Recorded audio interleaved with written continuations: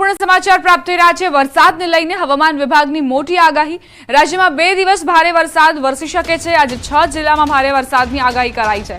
દાહોદ, મહીસાગરમાં ભારે વરસાદની વકી, પંચમહાલ, છોટાઉદેપુર અને નર્મદામાં પણ ભારે વરસાદ વરસી શકે છે। આવતીકાલે દાહોદ અને વડોદરા સહિતમાં ભારે વરસાદની વકી વ્યક્ત કરાઈ છે।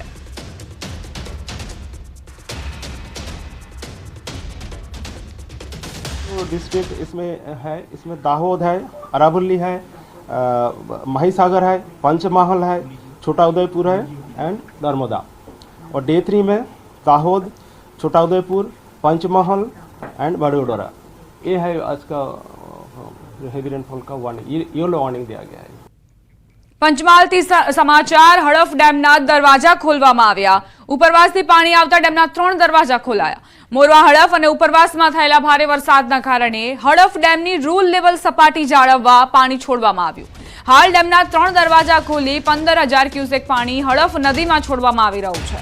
હાલ ડેમમાં પાણીની આવક 14,950 ક્યુસેક છે। મોડી રાત્રે 11 વાગ્યાથી સવારે 6 વાગ્યા સુધી ડેમના ગેટ ખોલી 27,000 ક્યુસેક પાણી નદીમાં છોડવામાં આવ્યું હતું। સંવાદદાતા રાજેશ જોશી જોડાઈ ગયા છે વધુ જાણકારી સાથે। રાજેશ, પંચમહાલમાં વરસાદ બાદ હડફ ડેમની શું સ્થિતિ? ચોક્કસ વાત કરવામાં આવે તો પંચમહાલ જિલ્લામાં ગત મોડી રાત્રિથી વરસાદી માહોલ જામ્યો છે। સાથે સાથે જ ડેમના ઉપરવાસ અને કેચમેન્ટ એરિયામાં ભારે વરસાદ ખાબકી રહ્યો છે, જેથી ડેમમાં સતત નવા નીરની આવક થઈ રહી છે। એક તરફ હડફ ડેમ છે તે સંપૂર્ણ 100% ભરાઈ ગયો હતો। ડેમની રૂલ લેવલ સપાટી જાળવવા માટે મોડી રાત્રે 5 ગેટ ખોલી 25,000 ક્યુસેક પાણી છોડવાની ફરજ પડી હતી। સાથે સાથે હાલ પણ 3 ગેટ ખોલી 14,000 ક્યુસેક પાણી નદીમાં છોડવામાં આવી રહી છે, જેથી નદી 2 કાંઠે વહી રહી છે અને નદી કાંઠાના જે ગામો છે તેમને સાવધ કરવામાં આવે છે। સાથે સાથે જ નદીની નજીકમાં આવેલો જે કોઝવે છે માતરિયાનો, તે ડૂબી જતા હાલ ત્યાંનો વાહન વ્યવહાર પણ ઠપ થયો છે। હાલ પણ જે રીતે પંચમહાલ જિલ્લાના અને ઉપરવાસમાં વરસાદી માહોલ જામી રહ્યો છે, તેથી આગામી સમયમાં ડેમમાં વધુ પાણીની આવક થવાથી વધુ પાણી નદીમાં છોડવાની ફરજ પડે એવું પણ હાલની સ્થિતિ પરથી જોવાઈ રહ્યું છે। જી આભાર રાજેશ જાણકારી આપવા માટે।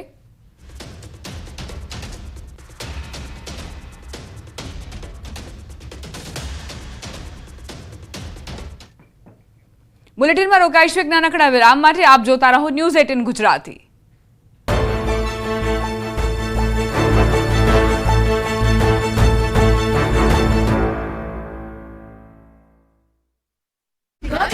शक्ति सिंह गोहिले करी प्रभारीनी निमणूक। पूर्व धारासभ्य, पूर्व जिला प्रमुख ने महत्वनी जवाबदारी। प्रदेश कांग्रेसना पदाधिकारीओं ने सौंपाई जवाबदारी। अंबाजी जता यात्राळुओ माटे महत्वना समाचार। यात्राळुओ माटे 220 जेटला नवा पगथिया शरू कराया। भादरवी पूनमना मेळाने लईने लोकोने सरळता रहे ते माटे नवा पगथिया पर अवरजवर शरू कराई। भादरवी पूनमना मेळाने पगले यात्राधाम अंबाजीमां विशेष मार्गदर्शिका जाहेर कराई। यात्रिकोनी सुविधा माटे मेळानी संपूर्ण विगतो दर्शावती मार्गदर्शिका अने क्यूआर कोड पण जाहेर करायो। माई भक्तो कोईपण स्थाने मेळा संबंधित मार्गदर्शन मेळवी शकशे। राज्यमां लघु अने मध्यम उद्योगोमां वीज वपराशने लई सरकारनो महत्वनो निर्णय। एलटी वीज कनेक्शनमां 150 केवीए वीज वपराशनी मंजूरी। राज्यभરના નાના અને મધ્યમ કદના ઉદ્યોગોને ફાયદો। અમરેલી પંથકમાં ભારે વરસાદના કારણે નદીઓ ગાંડીતુર બનતા જળાશયો 100% ભરાયા છે, જેથી અમરેલી પંથકના લોકોની પીવાના પાણીની સમસ્યા દૂર થઈ ગઈ છે। ત્યારે ખાંભાના મોટા બારમણ નજીક આવેલ રાયડી ડેમ ઓવરફ્લો થયો। તંત્ર દ્વારા એક દરવાજો ખોલાયો। નીચાણવાળા નદી કાંઠાના ગામના લોકોને એલર્ટ કર્યા। ખાંભા, રાજુલા, જાફરાબાદ 3 તાલુકાના 5 ગામડાને સાવચેત રહેવા સૂચના મળી। મોટા બારમણ, નાના બારમણ, ચોતરા, મીઠાપુર સહિતના ગામોને સાવચેત કરાયા। ગ્રામ્ય વિસ્તારની નદીઓમાં નવા નીરની આવક થઈ। બીજી તરફ મહેસાણાના ધરોઈ ડેમમાં જળસપાટી વધી। ધરોઈ ડેમમાં 71.13% જળ સ્ટોક થયો અને ડેમમાં 4300 ક્યુસેક પાણીની આવક નોંધાઈ।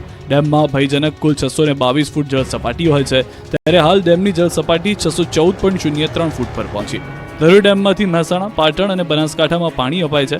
10 શહેરો અને 1007 ગામ અને પરાને ડેમમાંથી પીવાનું પાણી અપાય છે। તો મહીસાગરના ગોઠીપ ગામનું તળાવ ઓવરફ્લો થયું, જેથી પાણી રોડ પર આવતા કામગીરી હાથ ધરાઈ। સંતરામપુરના ગોઠીપ ગામે આવેલું વડા તળાવ ઓવરફ્લો થવા આવતા તંત્ર કામે લાગ્યું।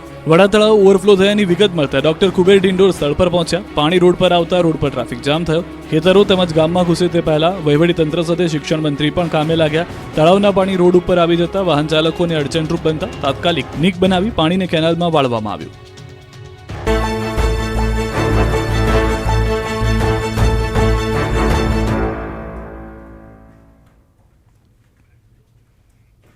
Welcome back. અમદાવાદમાં સ્કૂલ વાહન ચાલકો બેફામ બન્યા છે. વાન અને રિક્ષામાં ક્ષમતાથી વધુ બાળકો ભર્યા, વિદ્યાર્થીઓના જીવ જોખમમાં મૂક્યા. વેજલપુરમાં સ્કૂલ રિક્ષા ચાલકોનો વિડીયો વાયરલ થયો. ડ્રાઈવર સીટ પર એક સાથે 4 બાળકોને બેસાડવામાં આવ્યા હતા.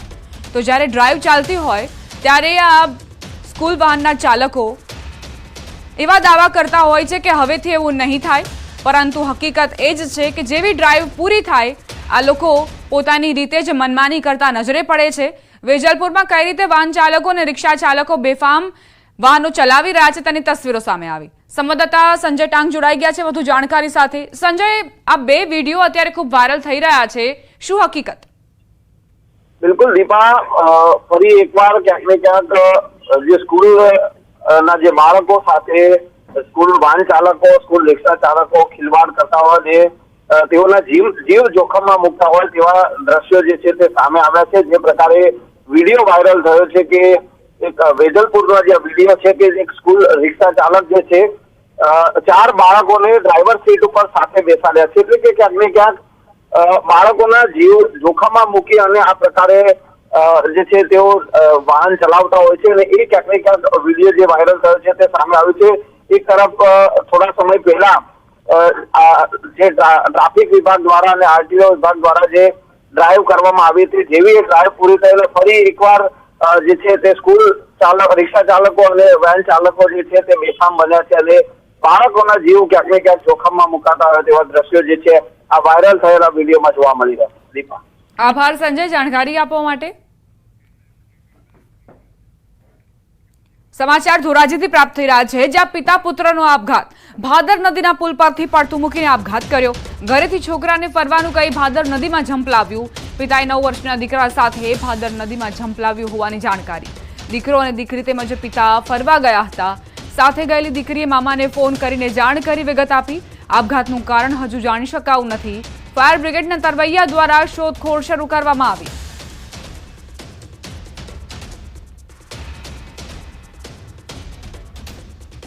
કઈ ખ્યાલ જ નથી સાહેબ, કોઈ જાતનું કઈ ઘરમાં કઈ ટેન્શન નહીં. બરોબર, એની ઘરવાળી સવારમાં 9 વાગે વહી જાય, એ રાત્રે પાછી 9 વાગે ઘરે આવે, ટિફિન લઈને સાડીમાં બિચારે 8,000માં નોકરી કરે.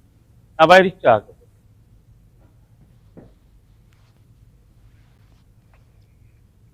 રાજકોટમાં પ્રતિબંધિત ચાઇનીઝ લસણની આવક મામલે વિરોધ નોંધવામાં આવી રહ્યો છે. આજે રાજકોટ સહિત સૌરાષ્ટ્રના તમામ માર્કેટિંગ યાર્ડમાં લસણની હરાજી બંધ રહી. આજે ગોંડલ માર્કેટ યાર્ડમાં લસણનો વેપાર બંધ. માર્કેટ યાર્ડમાં આજે લસણની હરાજી નહીં કરાય. ખેડૂતોને યાર્ડમાં લસણ ભરીને ન આવવા અપીલ કરાઈ. તમામ માર્કેટ યાર્ડમાં લસણનો વેપાર બંધ રખાયો છે. બીજી તરફ ચાઇનીઝ લસણના વિરોધમાં કમિશન એજન્ટ એસોસિએશન દ્વારા વિરોધ. કમિશન એજન્ટ એસોસિએશને આજ રોજ લસણની હરાજી બંધ રાખી. માર્કેટ યાર્ડમાં દૈનિક 4 થી 5 હજાર કટ્ટાની આવક વચ્ચે લસણની હરાજી બંધ.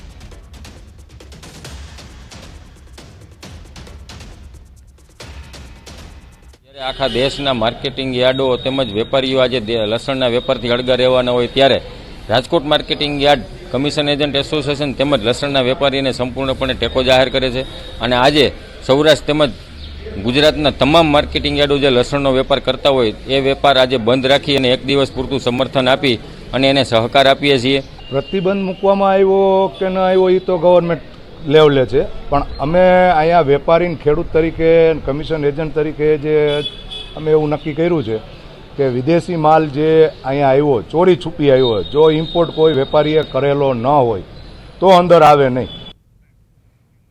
અમદાવાદમાં ચાઇનીઝ લસણના વેપારીઓ